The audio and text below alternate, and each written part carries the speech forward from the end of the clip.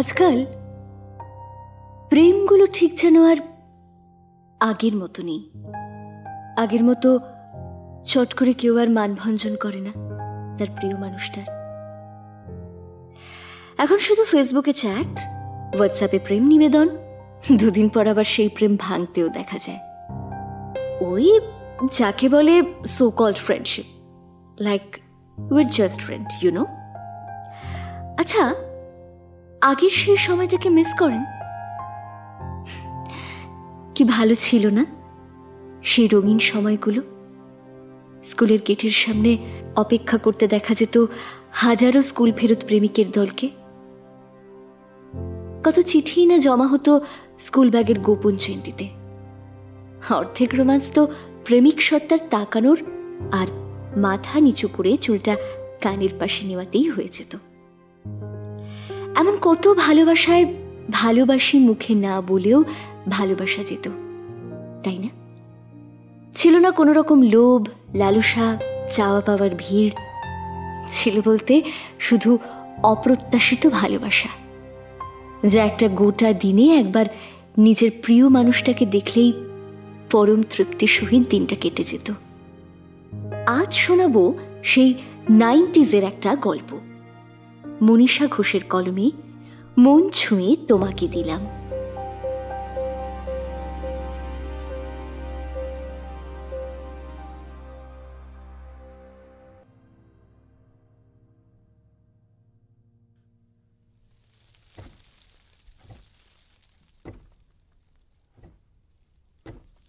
উফ, কতবার বলেছি সাইকেলটা সারা, কিছুতেই সারাবে না। আজকেও মনে হচ্ছে ক্লাসটা মিস করবো। তাড়াতাড়ি চালা। আরে বাবা, চালাচ্ছি তো, এর চেয়ে জোরে আমি চালাতে পারবো না। পারলে তুই চালা। তোর পাল্লায় পড়লেই এরমটা হয় না। আজ স্কুল পৌঁছাতে পারবো বলে তো মনে হচ্ছে না। আজকেই সাইকেলটা খারাপ হতে হলো। ওই মনে মনে কি বিড়বিড় করছিস বলতো? উফ, তুই সামনে তাকিয়ে চালা, পড়লে দুজনেই শেষ। এ আদি, এ দেখ সামনে কি আসছে, দেখ। কই, কে? আরে এটা সেই মেয়েটা না যার কথা বলেছিলি? ও হ্যাঁ, ও বর্ণা। তা তোদের মধ্যে এগোলো কিছু? কি এগোবে? এই ভালোবাসা টাসার কথাই বলছিলাম আর কি। না ধাত, তুই সামনে চালা, ক্লাসটা মিস করেই ছাড়বে আজকে। হ্যাঁ, তোর দ্বারা কিচ্ছু হবে না। রন সামনে সাইকেল চালাচ্ছে আর আদি বসে আছে সাইকেলের ক্যারিয়ারে। যাওয়ার সময় আদি বর্ণাকে দেখে হালকা একটা স্মাইল দিয়ে চলে যায়। বর্ণাও আদিকে দেখে হালকা হাসে মাথা নিচু করে। এদের মধ্যে হওয়া এই বিষয়টা বেশ অনেকদিন ধরেই লক্ষ্য করছে বর্ণার বন্ধু অতীশা। তাই আজ থাকতে না পেরে জিজ্ঞেস করেই বসে বর্ণাকে, এই বর্ণা, কেসটা কি রে? কি আবার? প্রায় দেখি এই ছেলেটা তোকে স্কুল যাওয়া আর আসার পথে হা করে তাকিয়ে থাকে। তোদের মধ্যে কি কিছু প্রেম ট্রেম? উফ, তুই না সত্যি বাবা, ও আদি। আদি? আরে বাবা, তোর মনে নেই সেদিন বললাম না, বৃষ্টির দিন ছাতা। বৃষ্টি, ছাতা, মনে পড়েছে মনে পড়েছে। আচ্ছা, এই সেই আদি? তা তোমারই আদি রোজ এইভাবে চেয়ে কেন দেখে জেনেছিস কখনো? আমার কি মনে হয় বলতো, ও না তোকে মনে মনে ভালোবাসে, বুঝলি? এই শোন, তাকালেই কি ভালোবাসা হয়ে যায় নাকি? জেনে তাই হয়তো তাকায়, আর শুধু তাকাই তো, আর তো কিছু বলে না। তবে যাই বলিস, ছেলেটি কিন্তু বেশ হ্যান্ডসাম, মানাবে ভালো তোদের, কি বলিস? চল তো তুই। এই বলে বর্ণা আর অতীশা দুজনেই স্কুলের ভেতর চলে যায়। হঠাৎ সাইকেলের ব্রেকে হুঁশ ফিরল আদির। হ্যাঁ, নে সময় মতো এসে গেছি। এই ট্রিট দিতে হবে কিন্তু। ট্রিট? কিসের ট্রিট? কিসের আবার? এই যে তোকে সময় মতো স্কুলে পৌঁছে দিলাম, আর আসার সময় যাকে দেখতে পেলে তার জন্য। হ্যাঁ ঠিক আছে, দেবো, চল এখন।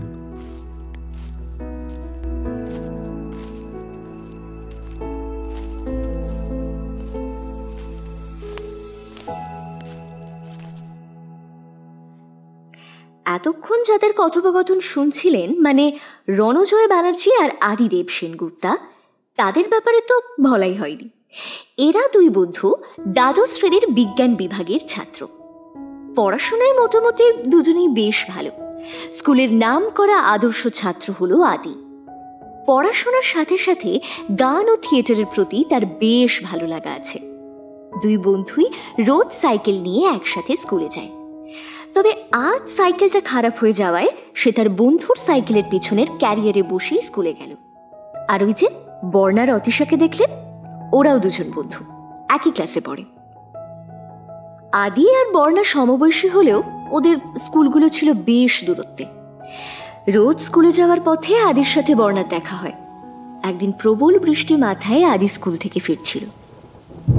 ফেরার পথে রাস্তায় বর্ণার সঙ্গেই তার প্রথম দেখা। অতিবৃষ্টির মধ্যে ছাতা হাতে থাকা সত্ত্বেও সেটা মাথায় না দিয়ে বরং উল্টো করে ধরে মনের সুখে ভিজছিল।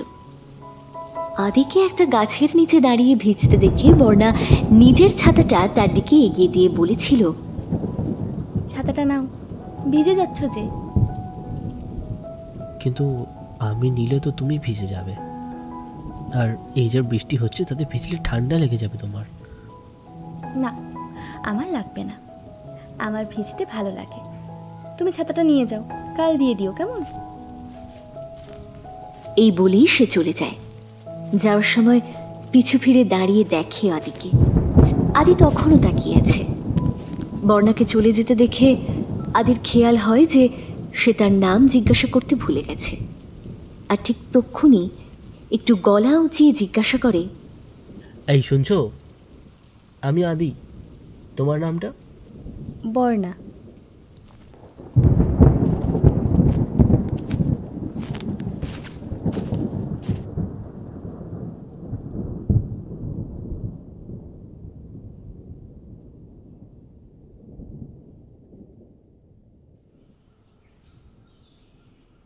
ওইদিকে স্কুল ছুটি হলেও অনেকক্ষণ হয়েছে, সবাই মোটামুটি বেরিয়ে গেছে। রণজয় দাঁড়িয়ে অপেক্ষা করছে আদির জন্য। আদিকে বেরোতে দেখে রণজয় বলে ওঠে, ওই কিরে, এই এত দেরি করলি কেন? স্কুল তো অনেকক্ষণ আগে ছুটি হয়ে গেছে, আর আমি তো সাইকেল নিয়ে এসে কখন বেরিয়ে গেছি। আর বলিস না, বেরোনোর মুখেই দেখি সুমন্ত দাঁড়িয়ে। ব্যাস, ওর লেকচার শুনতে শুনতে দেরি হয়ে গেল। ও, তা কি বলছিল পাগলাটা? কি আবার ওই একই কথা। ভাই, আমাদের পাড়ার পুজো বেস্ট। এবারেও ফার্স্ট প্রাইজ আনবে আগের বারের মতো।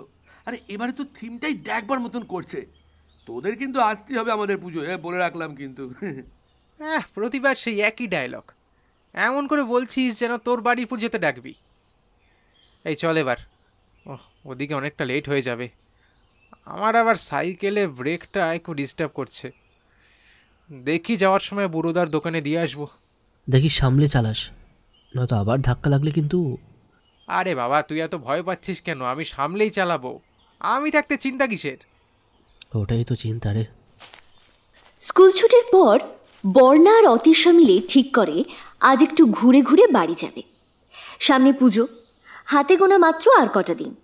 তাই ভেবেছে বাড়ি যাওয়ার পথে বুয়া কাকুর সাজের দোকানটা একবার ঘুরে যাবে। কি কি নতুন জিনিস এসেছে সেটা একবার চোখ বুলিয়ে নেবে।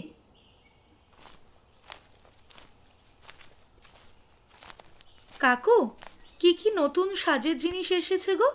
দেখাও তো।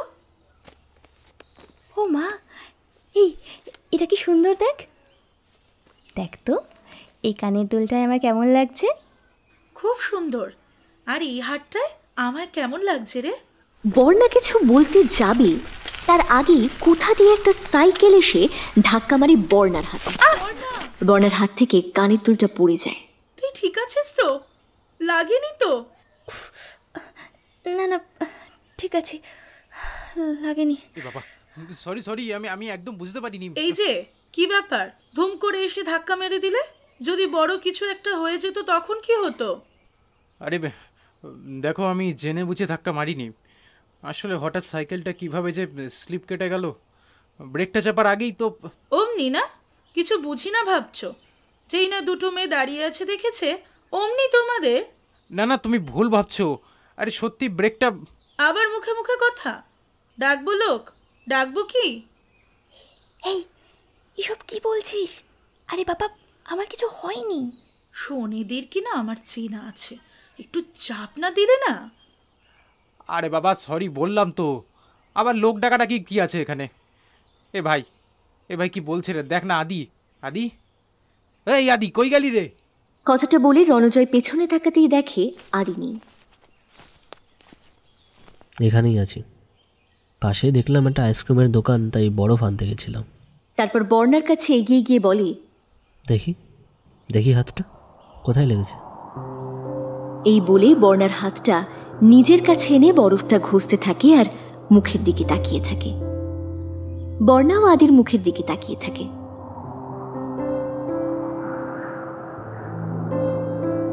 হয়েছে হয়েছে, আর লাগবে না। বর্ণা, চল বাড়ি ফিরতে হবে। আর শোন, তোমার ওই বন্ধুটিকে বলে দিও কিভাবে সাইকেল চালাতে হয়, আর পারলে সাইকেলটা যেন ঠিকঠাক সরিয়ে তবেই রাস্তায় বের হয়, কেমন? এই বলে বর্ণাকে নিয়ে অতীশা চলে যায়। কি রে, কি হলো? হা করে দাঁড়িয়ে আছিস কেন? এটা কি ছিল ভাই? কোনটা? আরে এই মেয়েটা। ও তো অতীশা, বর্ণার বেস্ট ফ্রেন্ড। উফ, পুরো ধানি লঙ্কা মাইরি। বলে কিনা লোক ডাকবে, তুই না থাকলে বোধ হয়।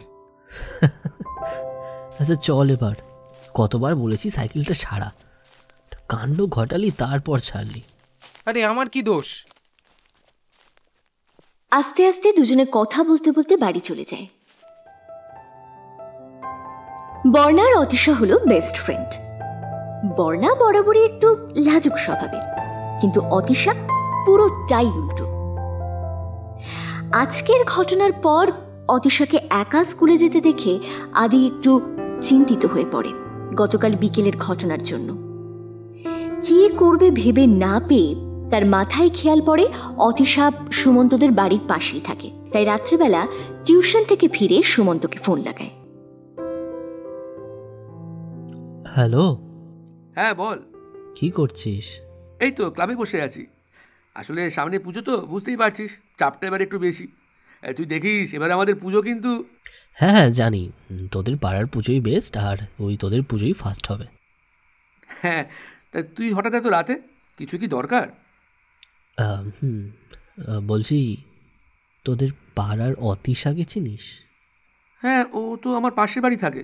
কেন, কিছু হয়েছে? না সেরকম কিছু না, ওর ফোন নাম্বারটা একটু লাগতো আর কি, আর্জেন্ট।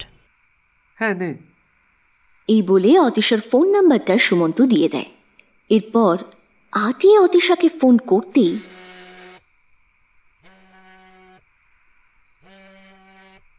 হ্যালো, কে বলছেন? তুমি কি অতীশা বলছো? হ্যাঁ বলছি। এত রাতে? কিন্তু আপনি? আমি আদি, মানে ওই গতকাল বিকেলে সাজের দোকানটার সামনে। বুঝেছি, আর ডিটেলস দেওয়ার দরকার নেই। তা কি মনে করে ফোন করেছো শুনি? বাই দ্য ওয়ে, তুমি নাম্বার কোথা থেকে পেলে আমার?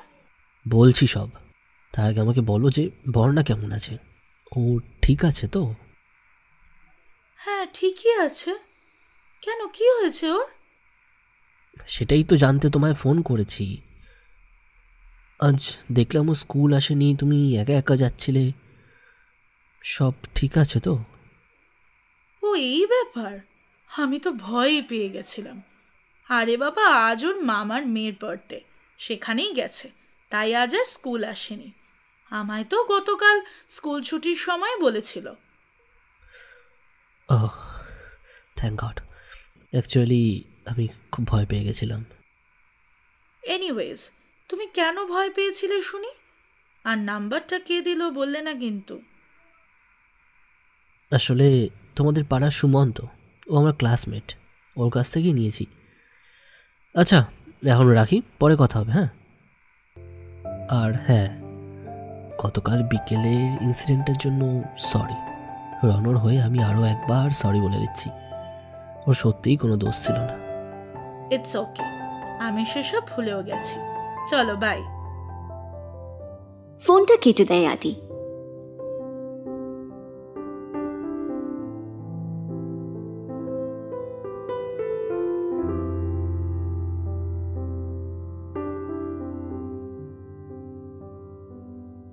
পরের দিন সকালে স্কুলে যেতে দেখা হয় আদির সাথে বর্ণা আর অতিশার।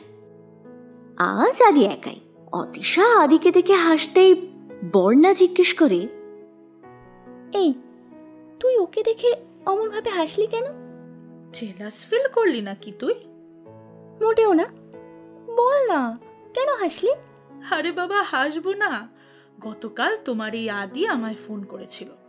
সে কি কাণ্ড! তোকে ফোন করেছিল আদি? নাম্বার কোথায় পেল? হ্যাঁ, আমায় ফোন করেছিল। বল আগে, কি বলছিল? উফ বাবা, বলছি। আরে গতকাল তুই স্কুল আসিসনি দেখে ও ভয় পেয়ে গেছিল। ভয় পেয়েছিল মানে? হ্যাঁ, তা না হলে বলছি কি। তারপর কি বলে শোন, বর্ণা ঠিক আছে, ওর কিছু হয়নি তো, ও আসেনি কেন? ও ভেবেছে তোর বোধহয় গতকাল সাইকেলের ধাক্কায় কিছু হয়ে গেছে। তাই আমার পাড়ার বন্ধু সুমন্তকে, ওর তো ক্লাসমেট হয়, ওর মুখেই শুনলাম ওর কাজ দিয়ে আমার নাম্বার নিয়ে ফোন করেছে। ভাবা যায়? তা এতে অত হাসার কি হলো শুনি? চিন্তা হচ্ছিল তাই হয়তো করেছে। তারপর আর কিছু বলিনি? না, আর কথা হয়নি। ফোনটা রেখে দেয়। আমার ব্যাপারে কিচ্ছু বলেনি? না তো।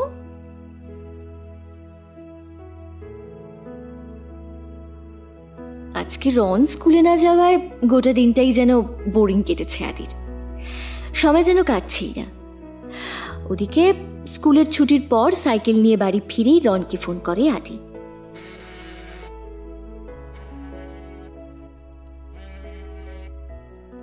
হ্যালো। বল। তুই আজ স্কুল এলি না কেন? ধুর, কিভাবে আসবো বল। কালকে সাইকেলটা রাতে দোকানে দিয়ে এসেছিলাম, এখনো সারাইনি। বলেছিল আজকে সকাল 9টায় নাকি পেয়ে যাবে, কিন্তু বিকাল 4:30 বেজে গেল, এখনো অবধি দোকান খোলার পর্যন্ত নাম নেই। আমায় একবার বলতে পারতিস তো, তোকে নিয়ে আসতাম। বেকার। তাছাড়াও তোকে ছাড়া আজ ভালোও লাগছিল না, বোরিং লাগে সবটা। তাই নাকি? তা আজকে দেখা হয়নি তার সাথে? দেখা তো হয়েছে, কথাও হয়েছে। কি বলিস রে? এই, আমায় তো বলিসনি। কিভাবে বলবো? তুই আজ গিয়েছিলি? আচ্ছা বাদ দে, তারপর কি বললো? আরে বাবা, তুই ভুল ভাবছিস। আমি ভুল ভাবছি? আরে তুই তো বললি কথা হয়েছিল। হ্যাঁ বললাম, তবে বর্ণার সাথে নয়, ওর বন্ধু অতিশার সাথে। অতিশা মানে ওই ধানি লঙ্কাটা? কাল সানডে ম্যাচ আছে, মনে আছে তো? ও হ্যাঁ, এই রে, মাথা থেকে একদম বেরিয়ে গেছিল। তাহলে কাল খেলার মাঠে দেখা হচ্ছে। এই সময় মতো চলে আসিস, হ্যাঁ? দেরি করিস না।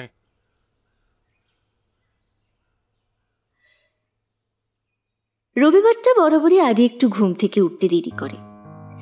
ঘুম থেকে উঠে ফ্রেশ হয়ে ফোনটা দেখতেই অবাক হয়ে যায়। 6টা মিসড কল করেছে রণজয়।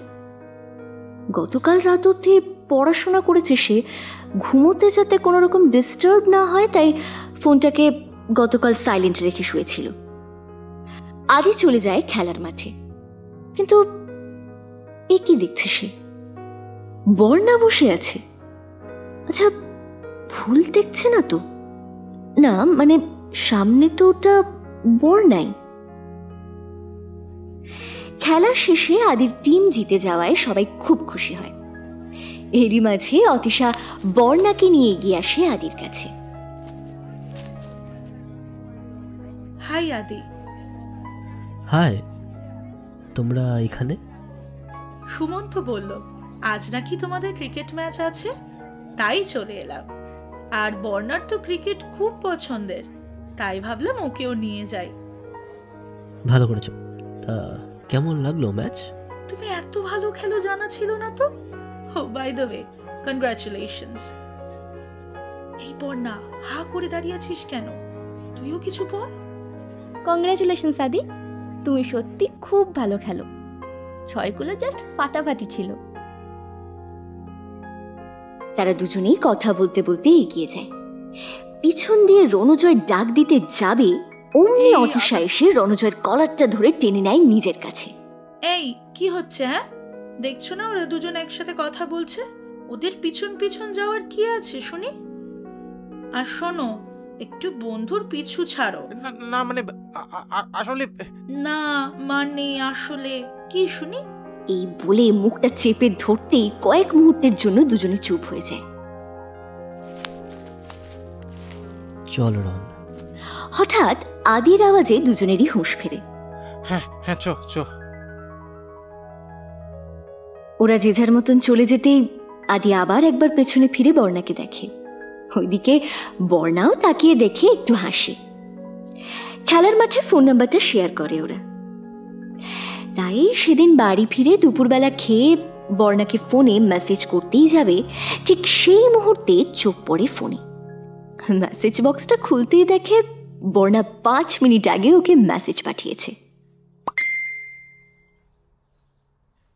কি করছো? খেয়েছো? আমি খেয়েছি। সরি, তোমার মেসেজটা দেখিনি। ও আচ্ছা, এখন কি করছো? এই তো বসে আছি। তুমি? আমিও। বড্ড বোর লাগছে আজ। কেন? এমনি একা একা বসে আছি, ভালো লাগছে না তাই। আচ্ছা, একটা কথা বলবো, যদি কিছু মনে না করো। না না, বলোই না। বলছিলাম, আজ বিকেলে ফ্রি আছো? হ্যাঁ, কেন? দেখা করতে পারবে একবার? দেখা? অসুবিধা থাকলে ছাড়ো, অন্য কোনো দিন না হয়। কোথায় আসতে হবে আমায়? তুমি সত্যিই আসবে? হ্যাঁ, আসবো। কোথায় দেখা করব আমরা? যে রাস্তায় ভিজতে তোমায় প্রথম দেখেছিলাম, সেই সামনের গলিটায়। বিকেল 5টার সময় আমি দাঁড়িয়ে থাকবো। আচ্ছা।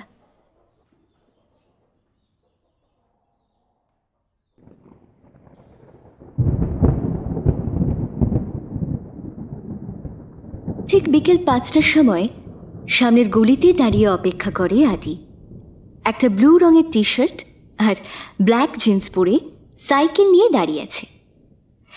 ওদিকে বর্ণা আসতে লেট হচ্ছে দেখে আদি বারবার হাতের ঘড়িটার দিকে তাকায়। থাকতে না পেরে বর্ণাকে একটা ফোন করে। কোথায় আছো? এই তো গলিতেই, আমি দেখতে পেয়েছি তোমায়। রাখো, আসছি।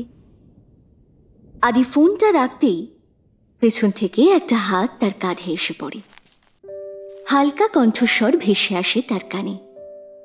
পেছন ফিরে তাকাতেই দেখে বর্ণাকে। হলুদ রঙের একটা সালোয়ার কামিজ পরে এসেছে। স্কুল যাওয়ার টাইমে রোজ দেখা হলেও আজকে যেন একটু অন্য রকম লাগছে বর্ণাকে। ঠিক রোজকার মতো না হলেও তবে একটু অন্য রকম। আজ একটু বেশি সুন্দর দেখাচ্ছে ওকে। অনেকক্ষণ অপেক্ষা করালাম না? না না, ও ঠিক আছে। তাহলে তাহলে কি? আমরা কি এইভাবেই দাঁড়িয়ে থাকবো নাকি কোথাও যাব? কোথায় যাওয়া যায়? এক কাজ করি, সামনের দিকটা বরং একটু হাঁটি, তারপর না হয় ভাবছি কোথায় যাব। ঠিক আছে, তবে আমায় কিন্তু 7টার মধ্যে বাড়ি ফিরতে হবে।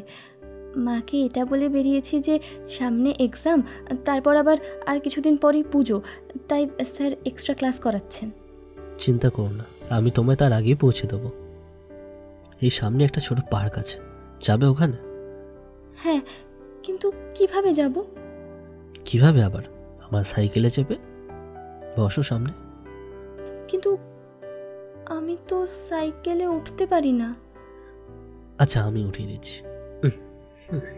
এই বলে বর্ণার কোমরে 2 হাত দিয়ে ধরে হালকা উঠিয়ে বসিয়ে দেয়। তারপর দুজনে মিলে সামনে একটি পার্কে যায়। সেখানে একটি বসার জায়গা দেখে দুজনে মিলে গিয়ে বসে। তারপর দুজনেই অনেকক্ষণ চুপচাপ বসে থাকে। কে কি বলবে কেউই বুঝে উঠতে পারে না। অনেকক্ষণ ভেবে আদি নিজের জিন্সের পকেটে হাত ঢুকিয়ে একটা ছোট্ট সাদা কাগজে মোড়া খাম বর্ণার হাতে ধরিয়ে দেয় আর বলে, এটা তোমার জন্য। কি এটা? খুলে দেখো। খামটা খুলতেই বর্ণা দেখে একটা কানের দুল। এটা তো সেই দুলটা।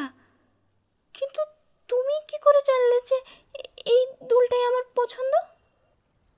সেদিন রনর সাইকেলে লেগে তোমার হাত থেকে দুলটা পড়ে গিয়েছিল, সেটা আমি দেখেছিলাম। তো সন্ধ্যাবেলা ওই দোকানে গিয়েই আবার দুলটা কিনে এনেছিলাম। সেদিন থেকে ও আমার পকেটেই ঘুরছিল। আজ বোধহয় ওর আসল জায়গা খুঁজে পেয়েছে।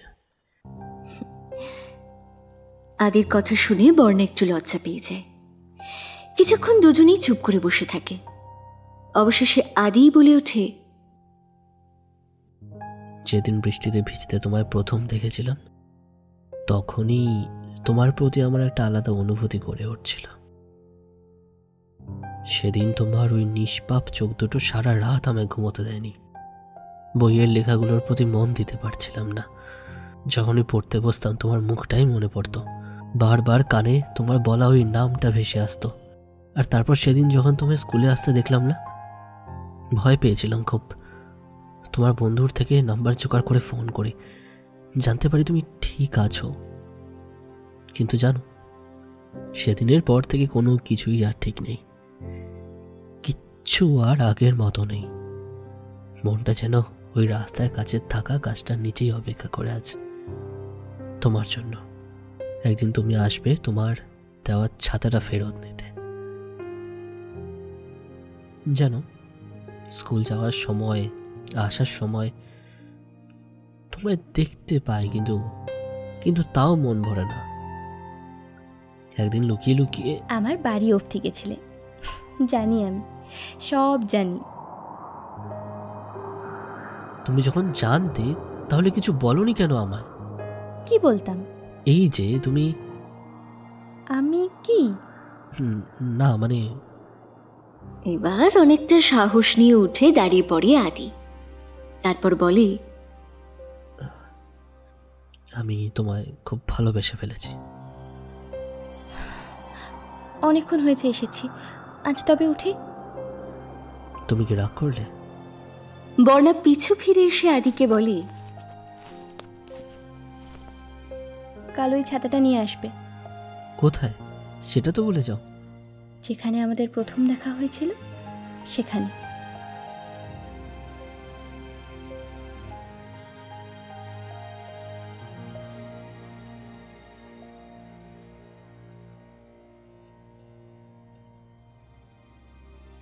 বর্ণার কথা মতন আদি পরের দিন ওই একই জায়গায় গাছটার নিচে হেলান দিয়ে দাঁড়িয়ে অপেক্ষা করছে। আজ আদি আর স্কুলে যায়নি, তাই সে অপেক্ষা করছে বর্ণার জন্য। ওইদিকে আজ থেকে পুজোর জন্য স্কুল ছুটি পড়ে গেছে। স্কুলের সব ছেলেমেয়েরা আজ রঙিন পোশাকে। বর্ণাও বেরিয়ে গেছে আজ তাড়াতাড়ি আদির সাথে দেখা করবে বলে। অতীশা আর বর্ণাকে আসতে দেখে আদি এবার একটু নড়ে চড়ে দাঁড়ায়। এদিকে আকাশটাও বেশ মেঘলা করে উঠেছে, বোধহয় বৃষ্টি নামবে। অতীশা, তুই এখানে দাঁড়া, আমি একটু আসছি। ঠিক আছে, তবে বেশি দেরি করিস না, বৃষ্টি নামতে পারে। ছাতাটাও নিয়ে আসিনি। হ্যাঁ ঠিক আছে। বর্ণা ধীরে ধীরে এগিয়ে যায় ওই গাছটির কাছে, যেখানে আদি ওর জন্য অপেক্ষা করছে।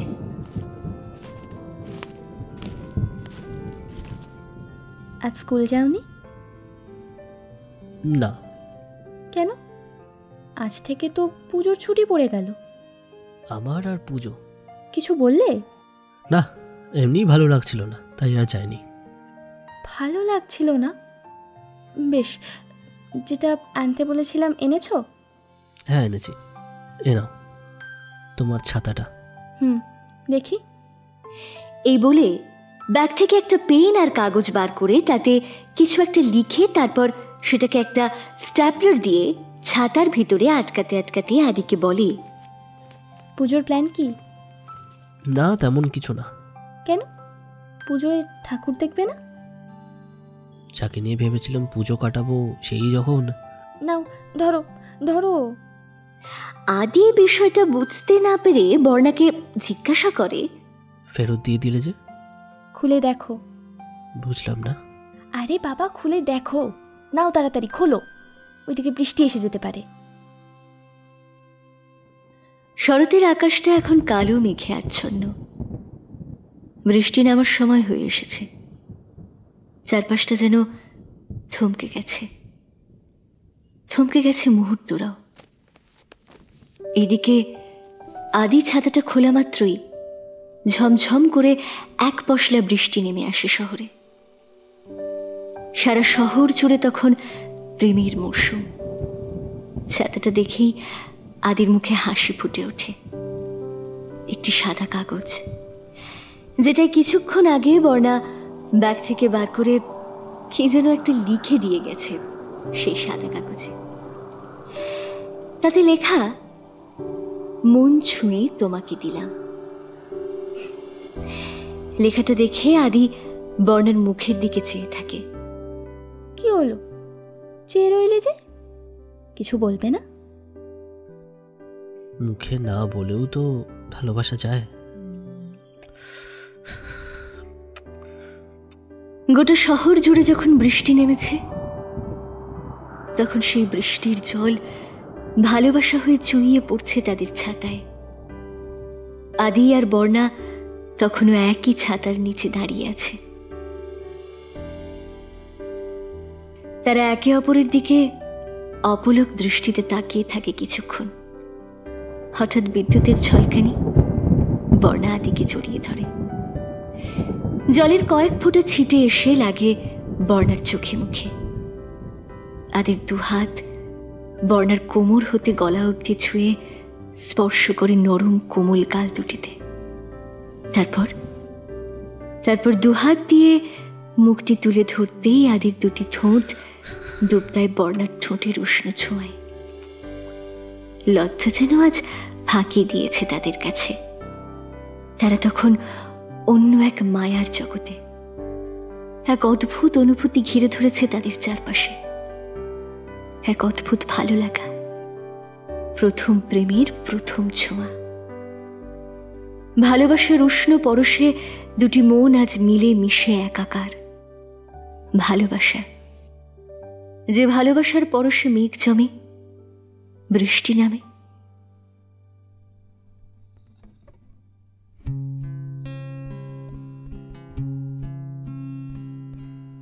যে ছিল আমার স্বপ্ন চারিণী, তারে বুঝিতে পারিনি, তারে বুঝিতে পারিনি। যে ছিল আমার স্বপ্ন চারিণী, তারে বুঝিতে পারিনি, তারে বুঝিতে পারিনি।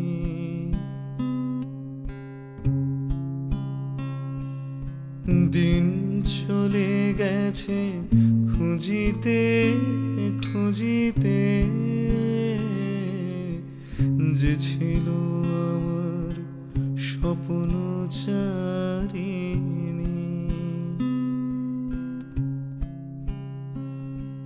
শুভক্ষণে কাছে ডাকিলে, লজ্জা আমার ঢাকিলে গো। যে ছিল আমার স্বপ্ন চারিণী। 90s প্রেমগুলোই ছিল এরকম। আসলে কিছু ভালোবাসাগুলো হয় এরকম, যেগুলো মুখে না বলেও ভালোবাসা যায়। আজকালকার মতন বড় বড় গাড়ি বাড়ি টাকা পয়সা গোছাখানেক ফলোয়ার্স না থাকলেও তখন তাদের মধ্যে আবেগ ছিল অনেক। এখনকার মতো নামি দামি রেস্টুরেন্টে কিংবা কোনো বড় ক্যাফেটেরিয়ায় না গিয়েও গঙ্গার ঘাটে বসে প্রিয় মানুষটির কাঁধে মাথা রেখে একটা বিকেল কাটিয়ে দেওয়া যায়। বাইকে করে লং ড্রাইভ না গিয়েও কিন্তু একে অপরের হাতে হাত রেখে একসাথে অনেকটা পথ হাঁটা যায়। আবার একটা ছাতার নিচে দাঁড়িয়ে এক পশলা বৃষ্টিও উপভোগ করা যায়। আদি আর বর্ণার ভালোবাসাটাও ঠিক এরকম। ভালো থাকুক ওরা, ভালোবাসায় বেঁধে রাখুক একে অপরকে।